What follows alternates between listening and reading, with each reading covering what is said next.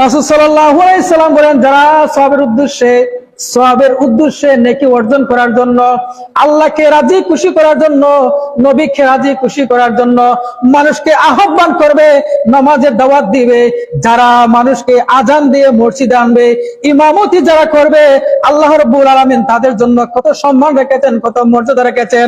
আমার প্রিয় নবী বলেছেন, যারা আজান দিবে, মুয়াজ্জিনগিরি করবে, ইমামতি করবে, আল্লাহ রাব্বুল আলামিন ওই ব্যক্তির আগে এবং পরে যে সমস্ত গুনাহ আছে, সমস্ত গুনাহগুলা আপনার আল্লাহ তাআলা দয়া করে ক্ষমা করে দিবে। সকল গুনাহ ক্ষমা করে দিবেন। কারা? তাদেরকে যারা মুয়াজ্জিনগিরি করবে, আজান দিবে, ইমামতি করবে।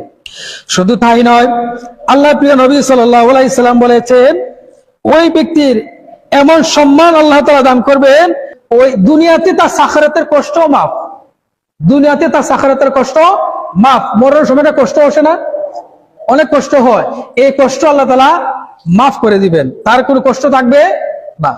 আল্লাহ প্রিয় বন্ধু নবী করিম সাল্লাল্লাহু আলাইহি সাল্লাম বলেছেন, এ দুনিয়ার মানুষ শুনে রাখো, জেনে রাখো, তোমরা একজন মানুষকে হেয় প্রতিপন্ন করতে চাও, অপমানিত করতে চাও, একজন ইমাম সাহেবকে, মুয়াজ্জিন সাহেবকে তোমরা যদিও সম্মান দেখাও, উপরে উপরে ভালো দেখাও, বিতর্কত মুনাফিকি করো, তোমরা জেনে রাখো সে কোনো সাধারণ মানুষ নয়, সে কোনো সাধারণ মানুষ নয়। এই মর্যাদা আমার আল্লাহ তাআলা দিয়েছেন, তার বিরুদ্ধে বেয়াদবি করা যাবে না, তার বিরুদ্ধে অহেতুক অপমান করা যাবে না।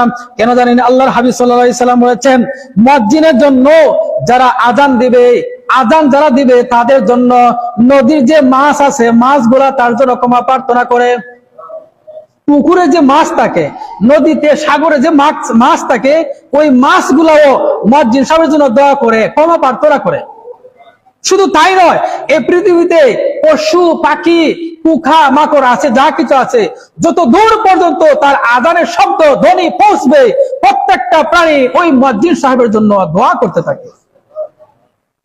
শুধু তাই নয়, আল্লাহ প্রিয় বন্ধু নবী সাল্লাল্লাহু আলাইহি সাল্লাম বলেন, এ শুনো দুনিয়ার মানুষ, শুনো শুনো রে দুনিয়ার মানুষ, একজন মুয়াজ্জিন সাহেবের, ইমাম সাহেবের সম্মান কতটুকু তোমরা জানো নি? তোমরা জানো নি মুয়াজ্জিন সাহেব যখন আজান দেয়, ফেরেশতারা তার আজানের সাথে সাথে জবাব দেয়।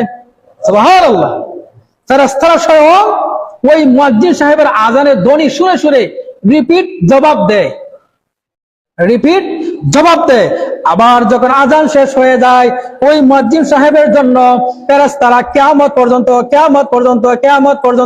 কখন কিয়ামত হবে কেউ জানি না, কিয়ামত পর্যন্ত মুয়াজ্জিন সাহেবের জন্য ফেরেশতারা মাগফিরাতের দোয়া করতে থাকে, মাগফিরাত কামনা করে যে আল্লাহ